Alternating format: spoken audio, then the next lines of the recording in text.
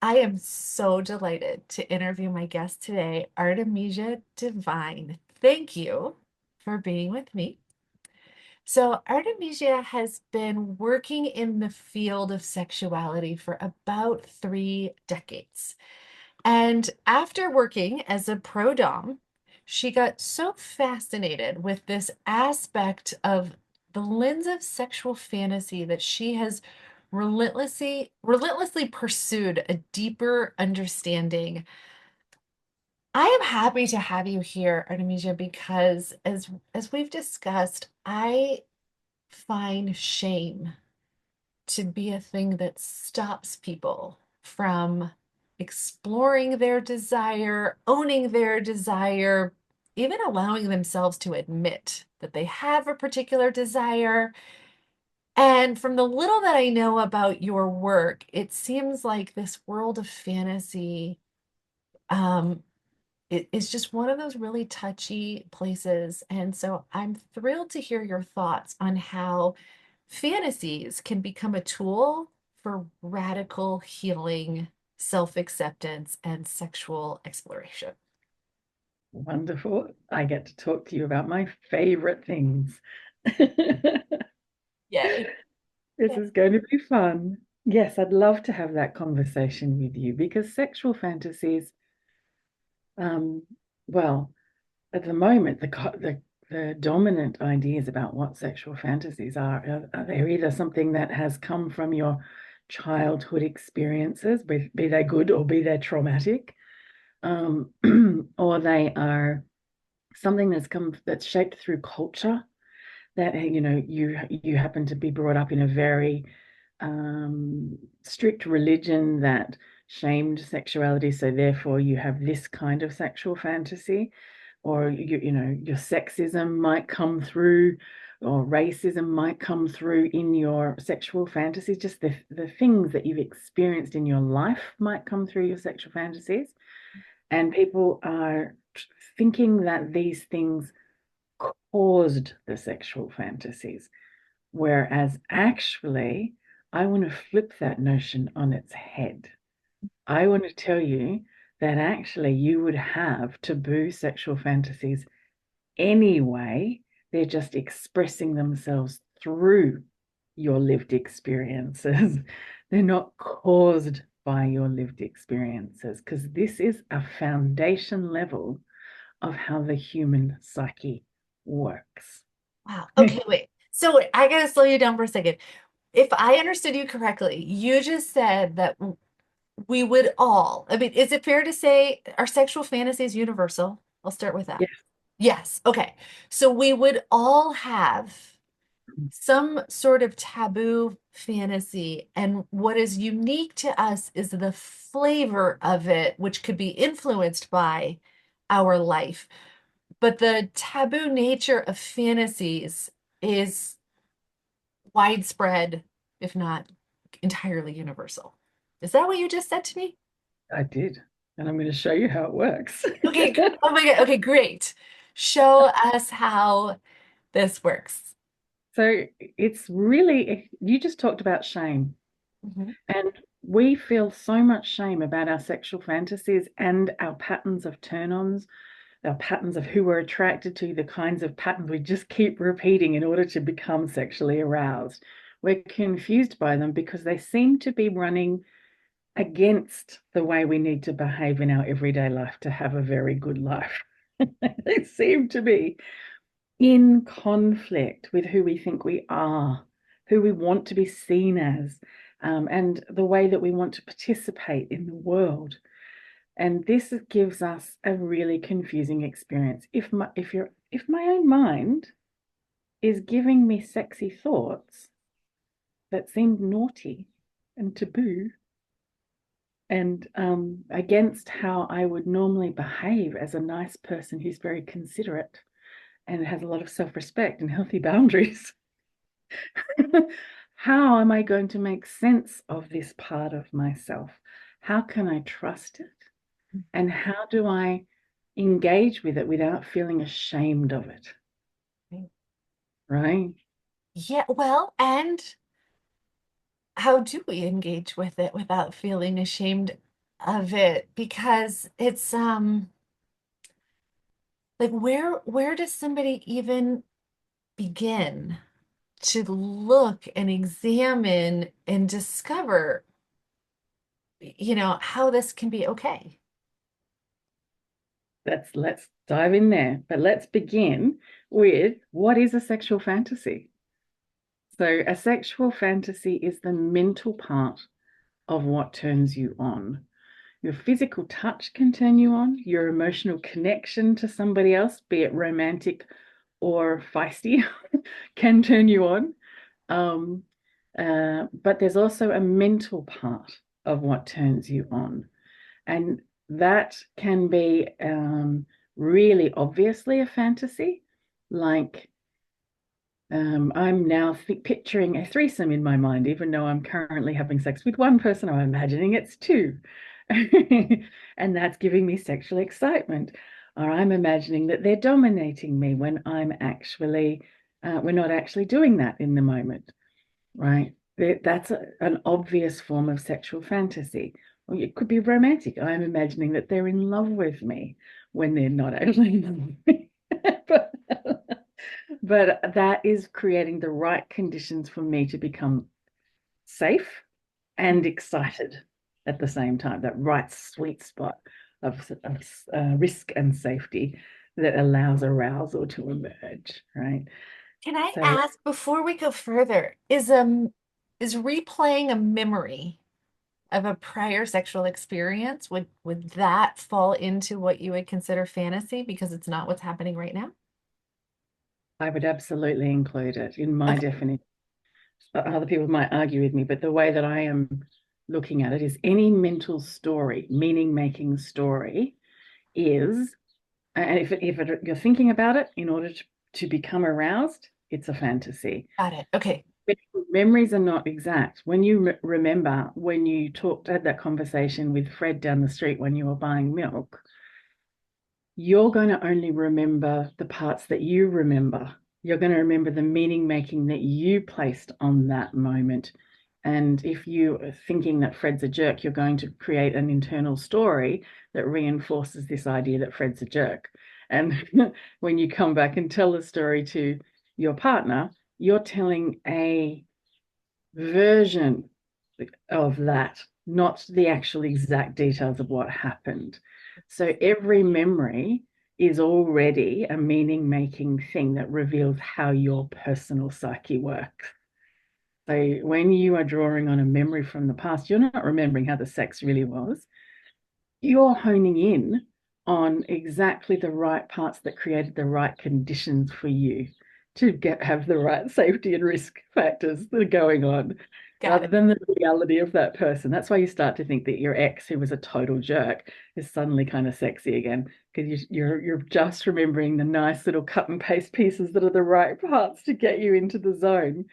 it's Does that make sense Oh, to that you? makes perfect sense. Yes, as I'm thinking, maybe later on I'll part the curtains on some of my own thoughts to get clarity. But yes, as I think about a recurring experience in my own life, I'm like, oh yeah, I do see how it's a particular snippet that comes back to me. And Mm. only when I need to accelerate the arousal or want to That's accelerate the arousal. That's right. It might be the thing you focus on to tip yourself over the edge to orgasm. Mhm. Like it might be, yes, that sort of thing. And I wanted to just very briefly mention here that you can actually even draw on negative past experiences in order to arouse yourself. Things you absolutely did not consent to at the time and did actually harm you at the time. And you're not broken if you draw on that. It's actually a very clever mechanism in your mind that has taken the symbol of what happened to you and flipped it on its head. So it's now serving you rather than harming you. It's actually a really clever antidote to the thing that was the poison. And it's a part of you that is on your side. The part of you that created that fantasy is absolutely on your side and is determined that you will not miss out on your birthright of pleasure, no matter what anyone else has ever done to you. What a benevolent perspective. Thank you for that. I think that's a really important thing for people to understand because they're like, I'm still getting off on my ex who treated me badly, and I don't know why. Why is this? And if you start to understand this part of you is it's just no matter what obstacle is in the way for you to get to your birthright of opening to your erotic pleasure, your eros, your life force, your way of connecting with your whole self, with someone else and the universe itself, it's not going to let any of it block you. It's just going to use it and flip it on its head. Okay. Right. So this is a really important thing to notice from the beginning. This is a very, but if that doesn't make full sense yet, just let it simmer here for a little moment because it's going to make much more sense by the end of this conversation. So it's okay to just sort of sit in this uncomfortable, that's kind of landing, but not really yet kind of place, and just let it be a possibility. It's just sort of in your awareness now. That's enough for now, right? So, Got it. so sexual fantasies is the mental part of what turns us on.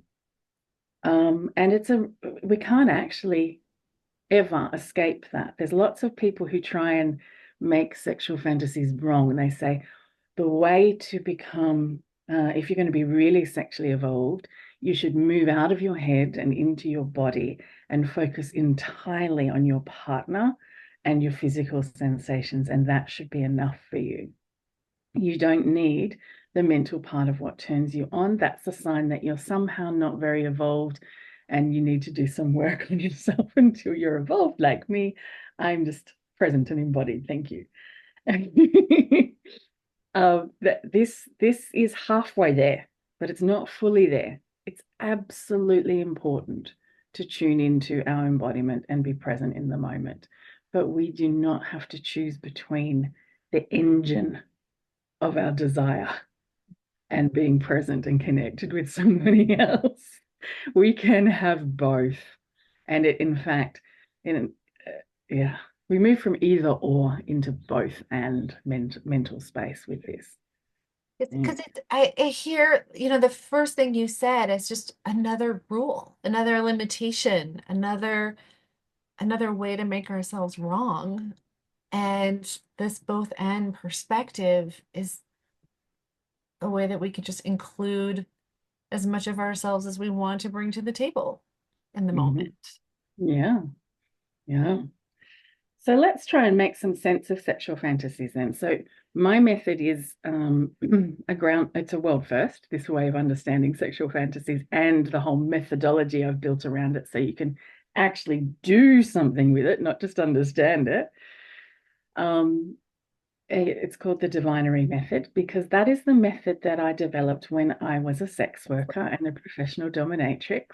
And my play space in Sydney, Australia, I set up a venue that had multiple different themed rooms. I had a dungeon and I had a sensual bedroom and I had a massage room and a domestic discipline room. And I had all of these, this was all my personal space that I set up for my work.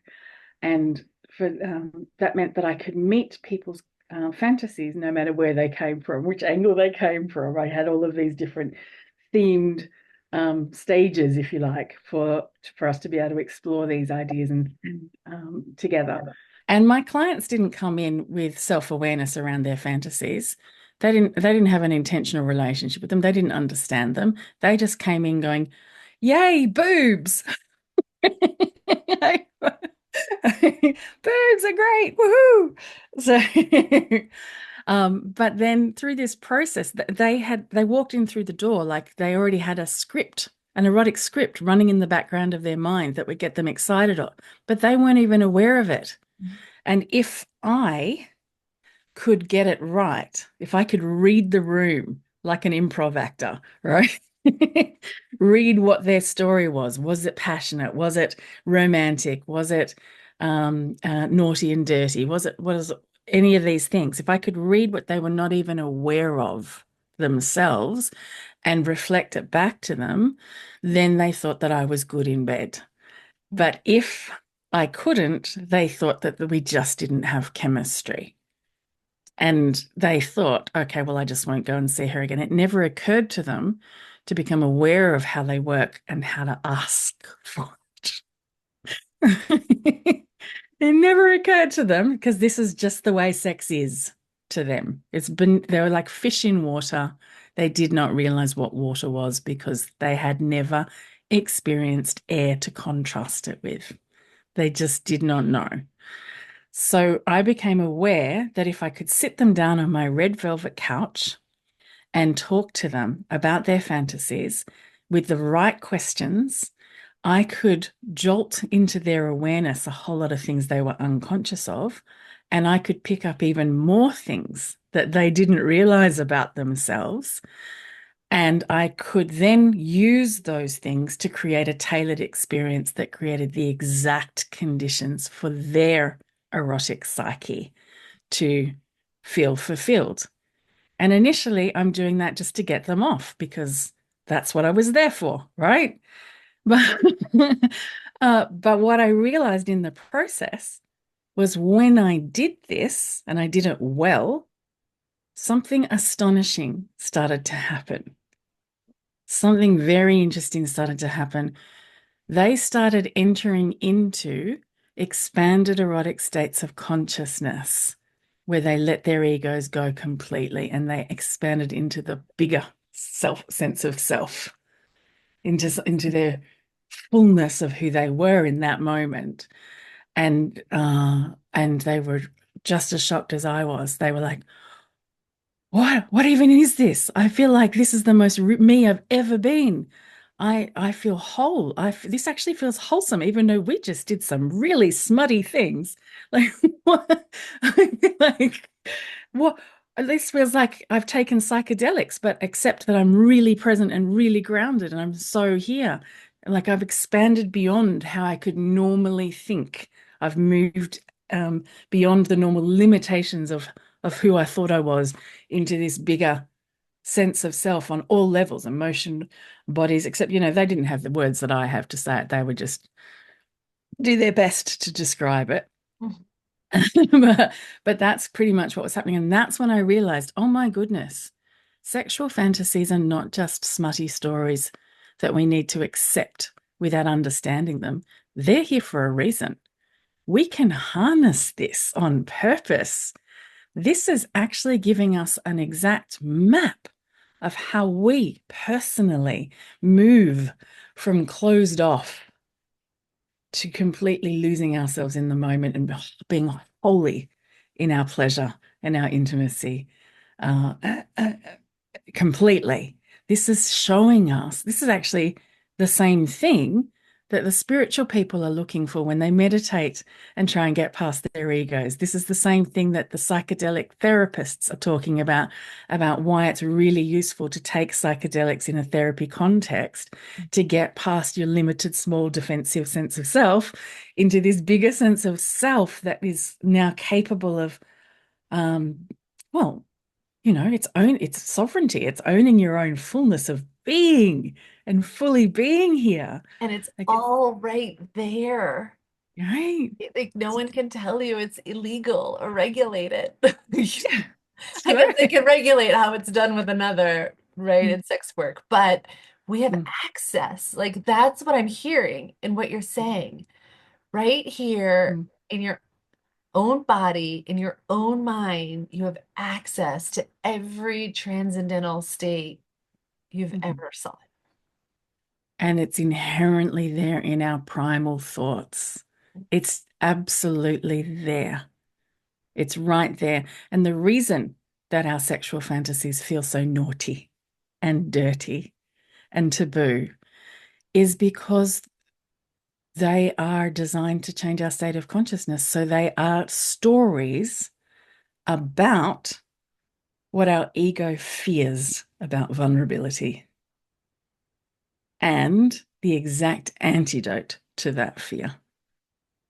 So it's going to include, oh no, if I'm a sexual being, I'm going to lose my social status as a good girl. I can't do that. And then desire comes and whispers in ego's ear a little love letter that says, oh, you're afraid of that. Let's turn that into the story then, shall we? And flip it on its head. Let's make you being a dirty little whore very exciting. And well, the person is calling you that, they're also showing you affection and not rejection. So the poison is the medicine. Yeah, it's alchemy. It's sexual alchemy. It's Yes. poison and the antidote creates the transformation.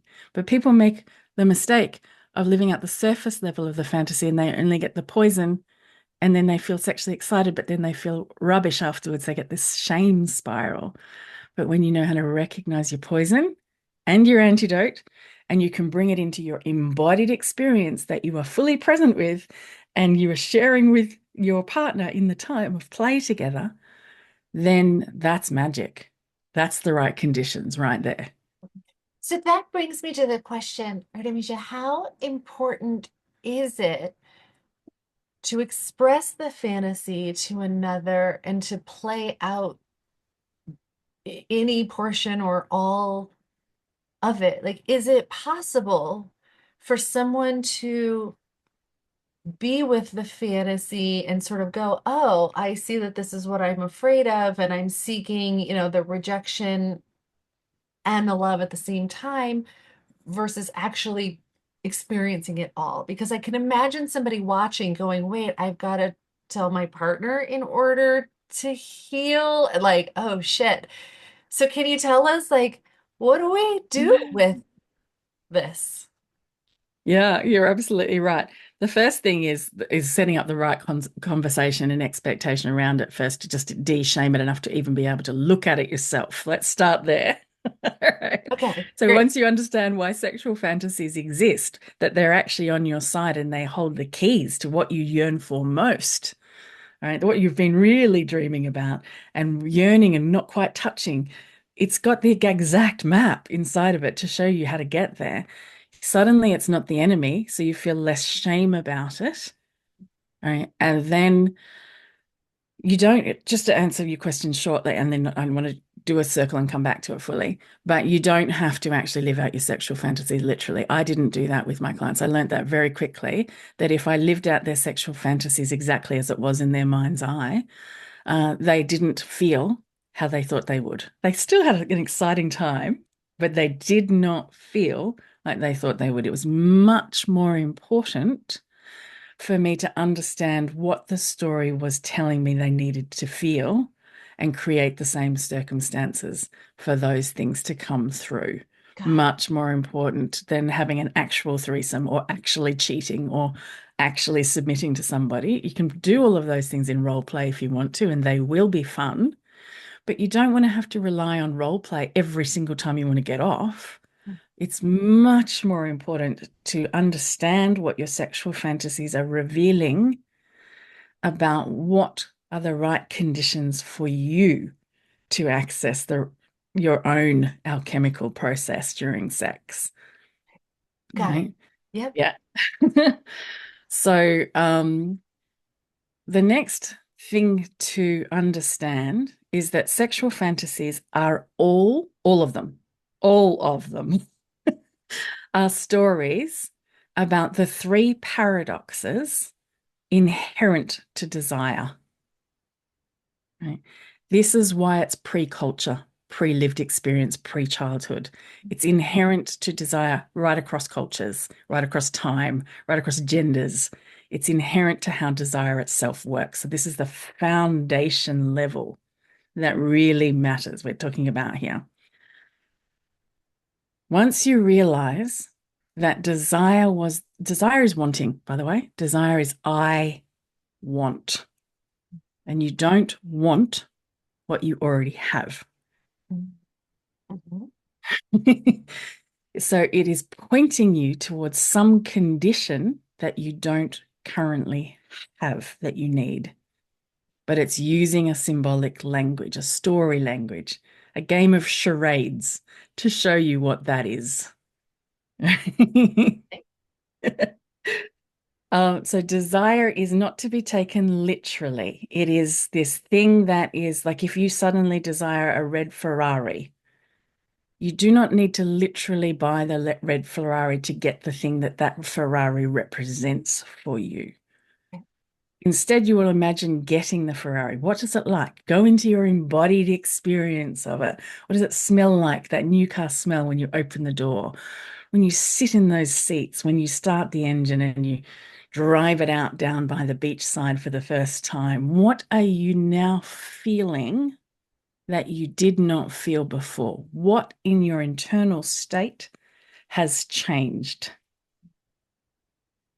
Got it. So And what that's the key. That's where the mm, symbolism, it's not mm, even that it's symbolic, it's that it's, if I'm understanding correctly, because it's like the mile marker. And if I picture myself having it, then it reveals something internally, whether that's status or power or a sense of achievement or acceptance, then I now know, okay, great, I don't need the thing, but what I want is that sense of power. Or what I want is that sense of, I don't know, control, yeah. status. Cool. Let's go with those ones. Power, control, and status. Okay. Beautiful. Lovely. So, and initially you go, but that's not something an evolved person should want. Mhm. Naughty, naughty me. I can't accept that desire. But you haven't followed it all the way to the end. You haven't noticed what has actually changed. What has it achieved for you? So, feeling power meant that you did not have power. So you're trying, there was some part of you, and that's the truth, that's the underlying part. Some part of you did not have your sovereignty. And this is you trying to get it back. And it's right. Desire is right. You do need it. And you're not feeling status. You want a status. You're not feeling secure in your place in the community. You're wanting to be appreciated and know that you're safe and belong in the community. Right? This is, you have to follow it all the way to the end. Then you see that it's telling the truth and something that's very, very helpful. Control is there's your boundaries. You're not feeling safe. You're feeling like you need to protect yourself from something, otherwise, you wouldn't need to control it. Right? And you're not in control of this situation. So, where do I need boundaries? Mhm. Right. And if I have those things in place, what do I now get to feel that I couldn't feel before? Who Yeah. am I now? It's so interesting because it's like I don't even want a red Ferrari, but I can see that as we're talking through this, it's like I can feel the sense of safety in my Mm-hmm. body Mm-hmm. as I just consider that sort of like power, like that autonomy and the security, the boundaries, that like all of these elements, as you're talking through them, I literally feel my body soften and expand, and my breath is deeper. And I'm like, this is amazing. 'Cause like I said, I have no desire for a red Ferrari. But as you talk through these things, there's such a felt sense of like feeling solid. That's how I would describe that. Like Right. grounded, solid, and expansive. So your internal state, your embodied state, your relational state changed just from a story.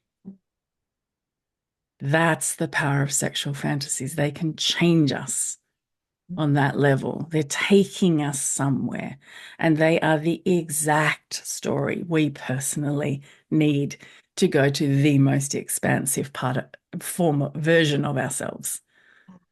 Like that's what it is. And when you can suddenly trust your desire to take you there, you're going to have a whole different relationship to your sexuality and a whole different approach and set of tools to try and find fulfillment within that context than you would before. Mhm. So it's a really important foundational shift that everything else is built on top of your relationships, communication skills, your whether or not you tell your partner your exact fantasy or not. All of that's the next layer up. First, start here building your own trust in your own desire. But this is when you encounter the three paradoxes of desire and notice how sexual fantasies is the exact genius story to navigate them for you. So we've already discussed the first one. It's your own ego versus your own desire. There's always going to be resistance between the two, and they are both right. Your ego says, you do need to protect your own boundaries. You do need to protect your self-worth, your identity, and your social status. That's important. You need a solid sense of self, or you can't be healthy and operate in the world.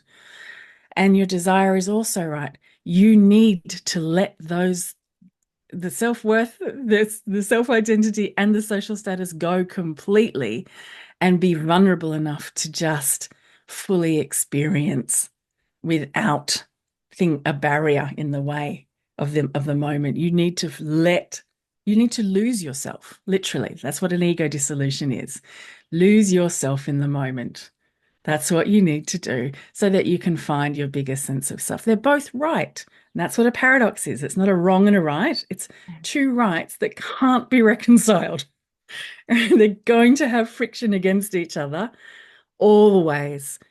But there's the kicker. That friction between them, that's what makes us sexually excited. That's what the story of the fantasy is about, is the friction between the two. Yeah, that's the tension. Yeah. Yeah. Okay. Right. So we don't want it to go away. We don't want to heal it. We don't want to forbid ourselves from having these thoughts. We want to notice what is the tension it's creating and how can we create the right safe container, consensual container with somebody to experience this in a way that doesn't harm ourselves, but gets to enjoy that exact tension and bring it to life. And that ignites your, if you're looking to lose weight to be more attractive or get a new sex toy or try a new position or get some new lingerie to spice things up, that's only a band-aid on top of the problem. Here, come right here to this tension, find it again and again, and you will always have a source that you can draw on forever, no matter if you're in relationship, out of relationship, doesn't matter. It's coming from here and you know how to tap into it. Mm-hmm. It's a foundational part here, which is one of the things you wanted to talk about earlier. Oh, it's so good. The second paradox is self versus other. My desire versus my lover's desire. Because here's the kicker. Their desire, their sexual fantasy, their erotic story that creates the right conditions for them Mm-hmm. is always going to be in conflict with mine because theirs is designed to get to be the exact story their ego needs to hear, not mine. My ego is different to theirs. I need a different story. So the whole point of having sex together is to feel like we're into it together. We want our lover to be turned on by what we're turned on by. And yet everyone's going to have different needs. How are we going to resolve this paradox? How are we going to do that? A sexual fantasy, and this plays out in sex, like I'm receiving oral sex right now and it feels really great, but I also feel as though I should cut off earlier than I really want to because I'm being too selfish. I should give back now. Am I taking up too much time? Am I taking up too much space? Am I allowed to have my desire met? Are they bored? Are they doing it out of obligation? I need them to be into it too, otherwise, and we're hyper checking to see, are they really into this? Do I smell bad? Like all of these thoughts will, even if we're not conscious of them, cut us short from where we could really go. It's cut us off from following our own desire path to the fullness of who we could be, Mm-hmm. right? Mm-hmm. So how do we resolve that? So a sexual fantasy might resolve that by giving you a fantasy of, let's just say there's a person who saw you through the bedroom window, thought you were so beautiful and attractive that they climbed in the window and they're going to tie you up and give you oral sex until they're done. They're not going to stop until they're done. And somehow they're really charming while also making you do it. Like there's always there's, there's antidote to the poison, right? There's always it's never the same as actual non-consensual things happening. It's always got your best interest at heart if you look closer. Mhm. Right? It's not so you So is don't want that to like he's okay, like they're making me do it. Is that part of like preserving an innocence in my mind? you can it is that keeps your Okay. self-identity. I'm a good girl, it's not my fault. Okay. But also, which protects your ego, right? Hmm? But now I can feel all of this pleasure because it's not my fault and I've retained my identity as a good girl. Absolutely, that's part of it. But even more than that, it's this paradox between self versus your lover, my desire versus my lover's desire. Because I've now got proof they want to be there. Who's going to climb through a window and tie you up and force you to receive oral sex if they don't want to be there giving you oral sex? Right. Okay. So it's created the conditions to convince you that they want what you want, Got it. Okay. right? When in reality, they're going to have a different story that's their favorite. They might enjoy this one too, but it's not the exact conditions their ego needs. They need something else as Okay. well. But the fantasy helped you let go. There are always stories about these impossible paradoxes and your personal way of finding a solution for it. So, yes, we can point to, oh, that's because women have been told we're not allowed to focus on our needs. We should sacrifice ourselves for a man's pleasure. And that's true. Like it's just objectively true. It's just been a thing that's happened for millennia now, and it's deeply something that's taking a DNA level of change in order to be able to shift that pattern. And so, yes, that's true. But even if that hadn't happened, even if we had a society that had treated women equally and women believed that they could have their own desires, just they were entitled just as much as men were, this paradox would still play out because it's beneath culture. It's just the paradox of my desire is different to your desire, but I need you to want what I want so that I can let go. Mm. Right? It's just going to be Really? there. Yeah. And then the third, and that can just to illustrate earlier, just said, do I have to live out that fantasy then? Do I have to actually climb through the window? Actually, you don't. Now, because you have the tools to understand the engine of what made that hot, you can create a billion different kinds of experiences as long as it creates the same effect. And it can be very simple. It could be as simple as, let's say that the woman is sitting up now. She's like moving to give oral sex back because she feels like she's taken up too much time. And she's squeezed out an orgasm so that she can shorten the experience and get back to giving instead of receiving, right? And then her lover of whatever gender can then simply, with a twinkle in their eye and a charming little smirk, push them back on the bed and say, I'm not done yet. It activates the same thing. I'm not done yet. I'm doing this for me. You receive. Right? Love it. Activates the same. Love it. So, no, you don't have to actually tell everybody exactly what your fantasies are if you can work out what the part is that you need to ask for, which is beneath that, the engine of it. Got it. Yeah. And I know we're running out of time, so I'll be quick.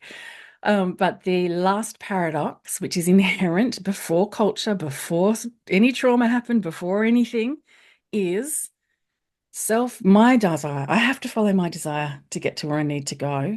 But my desire is always, always inherently going to be in conflict with what the community wants, right? The collective Mm-hmm. way that things are done, the collective agreement of how manners are, how what you do things at this time and space, not this time and space. Like, and this can come through oppression, like a sex negative society that tells you you're only allowed to have sex inside a monogamous relationship when you're literally the property of a man. It can come through all sorts of oppression, but it's not that paradox would even still be there, even if you had the most egalitarian, beautiful, advanced society that said sex was natural and normal and healthy, and you should have all of it if you want to. You would still have this paradox because it's just automatically how there is a conflict between. Think about the example of the soldier. The soldier, it's best, the desire of the soldier is to protect their own life in the heat of battle. Mhm. Um, and so it's best for them to follow their own desire, not the commander's instructions. However, it's best for the army if you suppress your own desire and you work together as a unit in order to survive this moment. And you do obey, you override your own desire.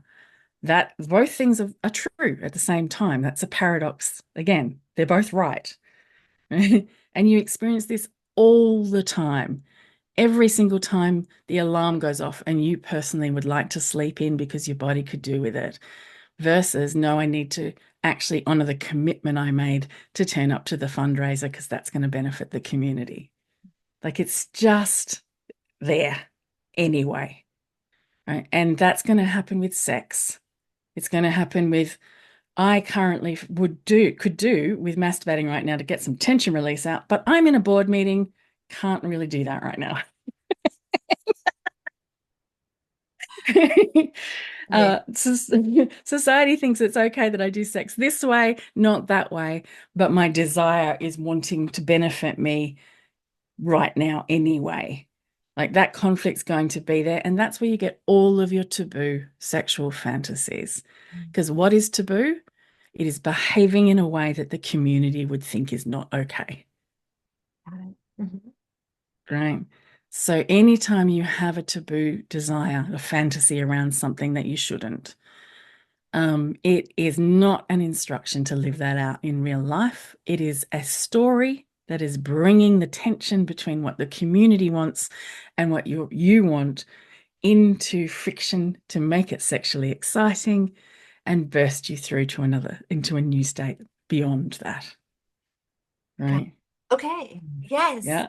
And I'm going to share it briefly now, but I will post it. So you gave me this wonderful illustration that walks us through the ego versus desire, the partner versus desire, and then the community versus desire. Um, I love this. And I love how, like you said, it's so layered. There's like no escaping any piece of it. So I will make sure that as we talk through this section, everybody has access to that because this is brilliant and so, so helpful. So thank you. Right. The important thing is this is not if we can go, oh, that's how it is, and then go away and not think about it again. But if you intentionally bring this understanding in, suddenly you're going to stop trying to find solutions to problems, so-called sex problems in your personal life or in the community as a large in the wrong way. You now got the right level. You're going to be able to pinpoint exactly where it needs to change and be able to access what you need to access. You're no longer trying to spice things up. You're finding the engine of your desire and bringing it into the room. You're not trying to make somebody else's fantasy wrong and create laws around it and say that kind of a fantasy is okay and that kind is not. You're no longer saying that's because of trauma and you're a bad person. You're saying, actually, it's all welcome. Let's bring it into the right consensual space that we can navigate all of it with. It Like also it's seems like it would really help to not take someone else's fantasy personally.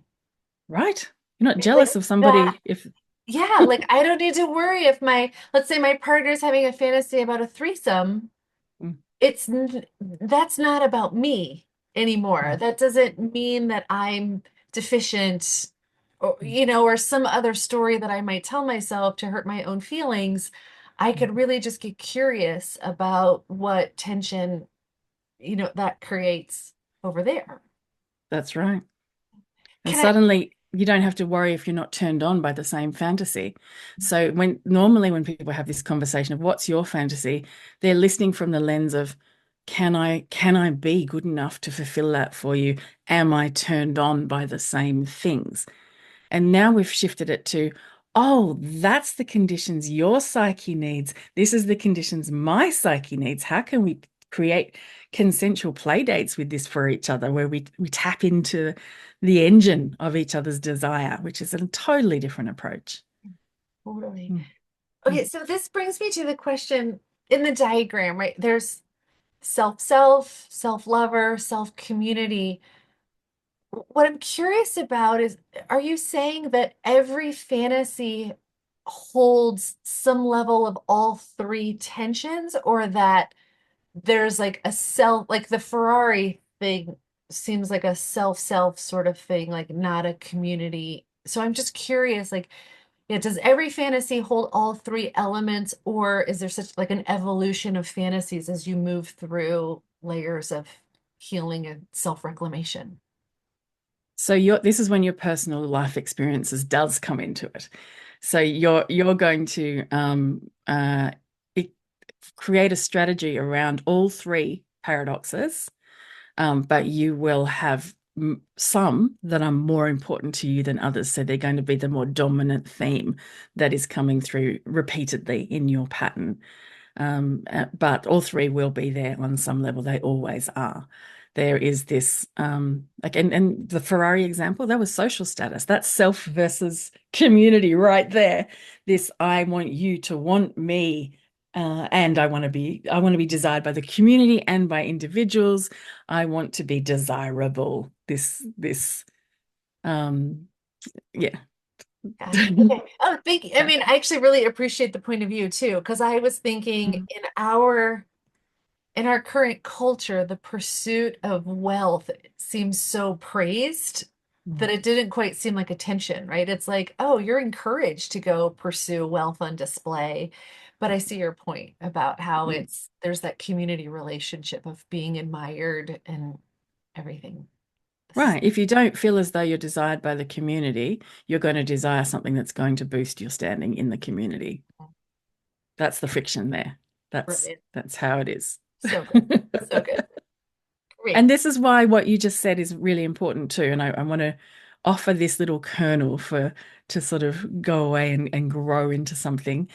Um, this is why sex is actually the practice ground for all desire. Once you unlock how desire works here and you actually form embodied play scenes consensually in where you're practicing this, you've now formed a different relationship to desire itself that ripples out in every area of your life.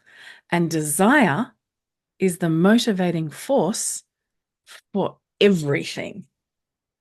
Everything.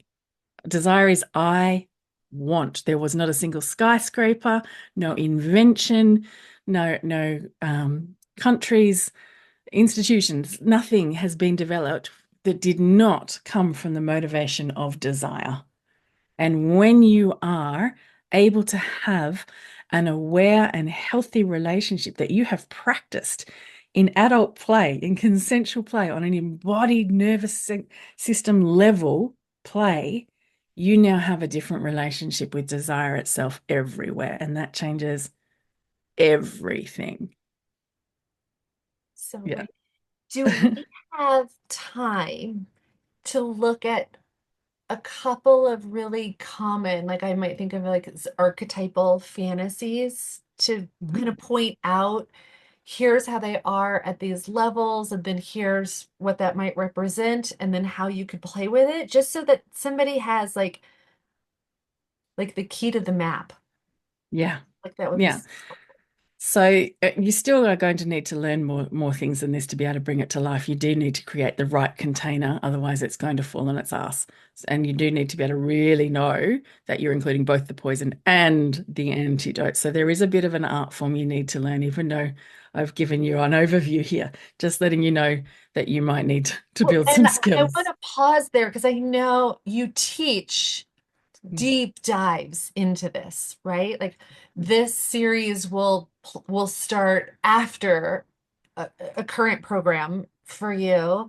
Um, but I would love for you to share with people how they can follow up with you and really learn more about this because it's very clear that this is like a playing with fire sort of perspective. Mhm. Like you can absolutely alchemize, or you could accidentally burn your house down. And so keep the fire in a fireplace, right? And tend. And so I would really love to hear, how does somebody really move through this with you? Because I mean, I almost feel like public service announcement. This doesn't mean go, you know, swan dive into, your own metaphorical dungeon without more guidance. Am I right? That's right. We're not equipped because of our culture or our personal understanding. We're not equipped yet without some fundamental changes and some skills that we need to put in place, which I have developed through the deVinery method, which teaches you how to have a deep, embodied, trusting two-way relationship with your desire, which is an intelligent force in and of itself. And Mm, it knows the way. And we need to know how to trust that because we don't. We think, oh my God, it's the force that's going to make me eat all of the donuts.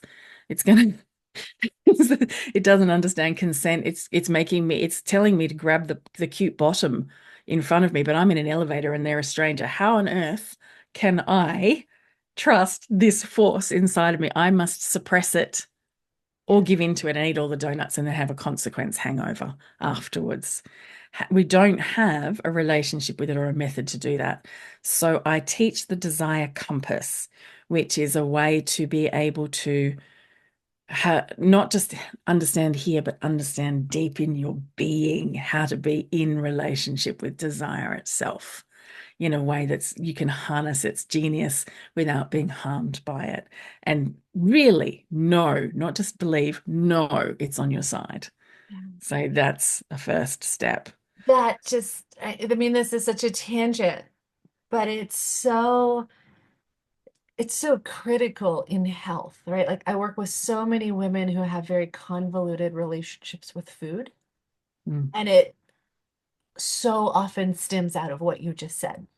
yeah. Like, we confuse the desire for the donut and self-love with like, oh, I should eat all of the donuts, but now I feel like shit. So can I trust this wanting? And so to have this container where you can explore desire, but in a way where you're really looking for that deeper meaning. Like, what is Mm. it teaching you? What is it? How is it informing you? Because it's like looking for the metaphor and not the literal translation. That's right. Eating the donuts is mistaking the Ferrari as the point rather than the conditions the Yeah. Ferrari was taking you to. Yes. Oh, great. Right. Okay. Yeah.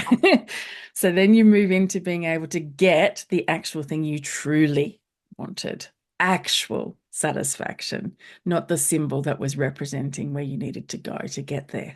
Mhm. Right? It's a whole different level of interacting from there. Then you've got that in place. You trust yourself. Now you need to be able to understand how your particular fantasies are working. So you've got your compass, a desire compass. Now you need the map of your particular erotic narrative. Whether or not you're conscious of having fantasies, you have an erotic narrative, a pattern that works. And become conscious of how you personally have poisons and antidotes and how they express themselves, how you personally have um, a relationship and a strategy around those three paradoxes of design. How does that resolve? And then, third part of the deVinery method is the journey of play. How do you create the right conditions? How do you have the conversations? How do you hold this? How do you make the fireplace around the fire? How do you do this thing? How do you become conscious of what you're not conscious of? How do you get that information out of somebody else who's completely unaware of their own stuff and bring it to the table so that you can create this level of being? And that's the journey of play. There's the three pillars of the deVinery method. So it's not just a theory, it's how can we use this now? And how can we use this our personal sex lives as the playground in which we develop these skills for our whole life? Right. Oh, good. I love it too. I love it so It's like much. the number of things that I see this giving access to. Right? Mm. Like it's so much. I mean, not that it wouldn't be enough if it were just sex, but it's so much more. It's so much more. Yeah. It's It's incredible. the foundation pattern for how for consciousness, the shape and movement of consciousness, really. It's way bigger than even we've discussed now. It's fractal right across everything. Wow. So this is unlocking so much, like even how bringing it into how human and AI companions can actually be shaped in a way that is much more beneficial for us because we're operating it like it just affects everything. It affects everything. But besides that, politics, everything. Um, where can you find it? The best, I'm in a transition phase at the moment where I'm not at the moment currently offering one-on-one coaching. You could twist my arm if you paid me a lot of money, but but at the moment I'm looking to license people who want to deeply learn this from me and start their own business and take it to the world. So if you're interested in because there's only so many people that I can explore this with, but if I teach some linchpin people how to do this and they all start teaching it, what kind of world can we live in? How can we create a whole different way of being? Much Right? cheaper. This is I want to make, I don't want to just die having influenced a few hundred people. I want to be able to seed this into the world so that we can stop trying to solve all of the sexual problems in the wrong ways, including sexual abuse patterns, all of it. We're trying to solve it in the wrong ways. We need to change, we're going to go to the foundation level and move it up from there. And so my book is coming out. It's called The Spirituality of Smut, The Surprising Wisdom of Sexual Fantasies. I don't have an exact date yet, but if you want to start seeing some excerpts from it, follow my Substack, which is free. If you don't know what that is, it's a blog, but it's also got a space for me to do little videos and little lives and some podcasts and things so that you can start following this conversation around forming a new relationship with sexual fantasies and desire. Um, there's a whole bunch of resources there for you already. And if you're interested in being someone who brings this to the world, please contact me through my website, which is artemisiadevine.com. That's the best way to go about things. And there is a little free exercise you can do if you're wanting to just do something right now because you're all fired up and you want to start to uncover what you're unconscious of yourself. And it's called the celeb swoon technique, right?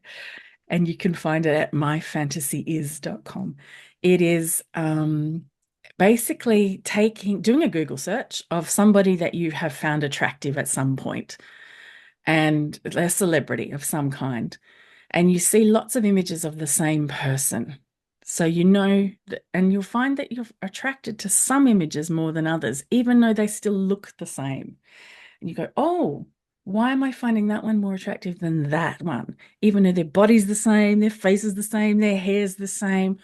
What about that is reflecting a story that one is not? What do I read that as? Ah, I'm becoming conscious of what the ingredients are I need someone to embody for me, rather than just reducing it to what they look like, right? And I will walk you through the kinds of questions to ask yourself and become aware of some of the things that will reveal things that you weren't conscious of before. Fantastic. Yeah. Fantastic. Oh, that's so good. Okay, so do we still have time for you to decode like maybe one or two of the most common fantasies? Yes, if you want me to keep going, I thought I had run out of time, but if you want to keep going, I'm up I for just think that it would, I mean, yes, I would love that. I don't care it. if we go over the hour because it's my summit and I want to know. I just think that it would really help to illustrate the whole arc if you're Yeah, ready. I'm up for it. Bring it on. What have you got for Doing me? it. You can, well, I will tell you. So I did ask several people, like what are some of the things that you wish you knew? And so here are a couple things, and then you can choose. Um, one was being innocent, like being a virgin and having that, taken.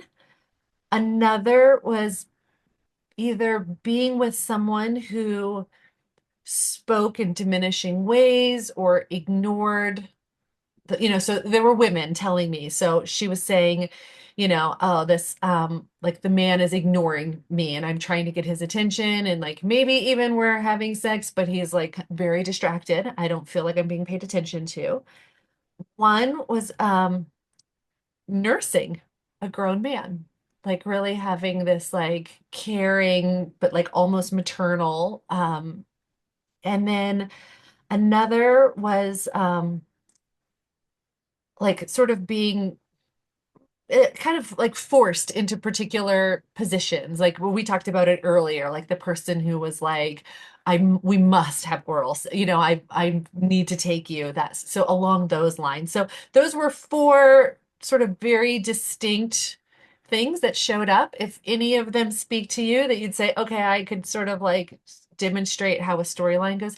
I did not ask for details for the sake of, these people's dignity and their comfort level. But I was like, I'll take those over and see what you might do with any of them. Well, we can, it's a lot easier if I've got a person I can ask questions of because that's going to reveal things that Hmm. they weren't conscious of before. So I would hone in on a specific thing. So Okay. for instance, on the woman, I think it was a woman who was with a man who was distracted. Hmm. That could mean an awful lot of different things until I ask for a split moment. So I would try and instead of trying to get her to answer what she felt overall, because that's too confusing, and her intellect will answer. I don't want her intellect to answer. I want her desire to answer. Right? Got it. So I would ask a question like, okay, in that scenario, what was a moment, a micro moment that was super hot for you about that, that, and what was exactly happening in that moment? What was his body language in that moment? What did you get to feel as a result of that in a moment that you weren't feeling before? And then we're starting to notice the ingredients. The storyline itself is interchangeable. Even the man is interchangeable, but those conditions are not. That's what we're looking for. So let's just imagine, let's fill in the gaps ourselves with an imaginary scenario. Okay. And let's just say that um, a scenario is if it's, and this is sexually exciting to her, right? So this is not something that like somebody else would be It's turned sexually off by exciting and it. she hates that it's sexually exciting. Right. Mhm. Well, she should reach out to me and I'll help her out. Anyway, Well, because I that's need to why know the she was like, details. if she could help me have a breakthrough in this, it would be amazing. So Right. So because I don't have the details, I'm just going to make them up in some great. with some common things. Understood. So let's say that she's super excited when he's not that into her, but he's still penetrating her. Right. What immediately that brings the second paradox of desire straight to the center stage, doesn't it? Do you really want to be here doing this with me? Hmm. That's what that paradox is about. And this is a way of living out the fear that he doesn't. Right. And yet here he is fulfilling all of her needs at the same time. Like it's a poison and an antidote in the same breath. It is, she's still getting all of her sexual. This is an interesting thing. When you get used in sexual fantasies, um, you're they're using you, they're taking from you, they're being selfish, which convinces you that they really want to be here doing this. Because otherwise, if you only be selfish if if you're doing what you want, right? That's the very definition of selfish. Um, if they are taking from you and using you in your fantasy, somehow you still get all of your physical needs met. It's not like how if you were really used in a one night stand, you'd just feel used. It'd be poison, no antidote. It'd be rubbish. But if you're in your fantasy world, you either your vibrator or your fantasy of what they're doing is actually giving you exactly what you need for as long as you need it while they're using you. So the antidote is there. It's not the same as how it would be in real life. It's flipped it on its head and transformed it. So um but there's two ways to deal with whatever it is that you fear about yourself versus other paradox. Do you really want to be here doing this with me? You either convince yourself, make a scenario where you're absolutely convinced that it's all about them, really, not just me.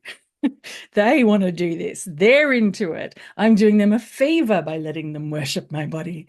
I'm doing them a favor by letting them do exactly what I need them to do. Right? It's or the other way around. You live out exactly what you feared. They don't want to be here. And yet you still get your needs met. Mhm. So you flip it around the other way.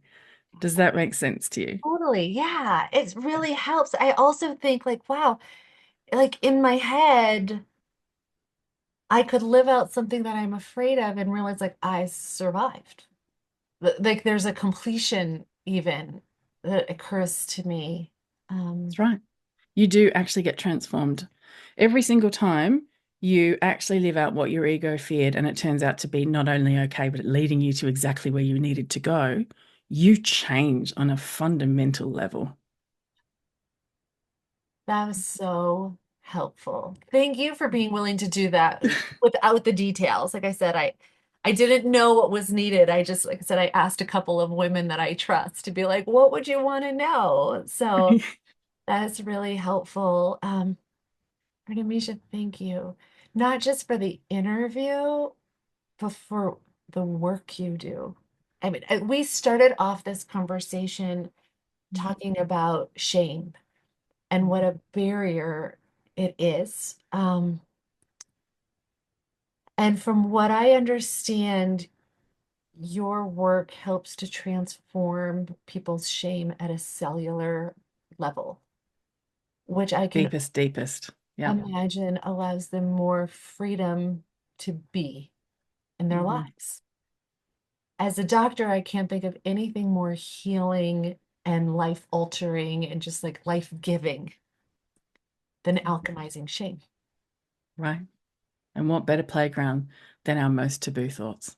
Mm, thank you, thank you, thank you.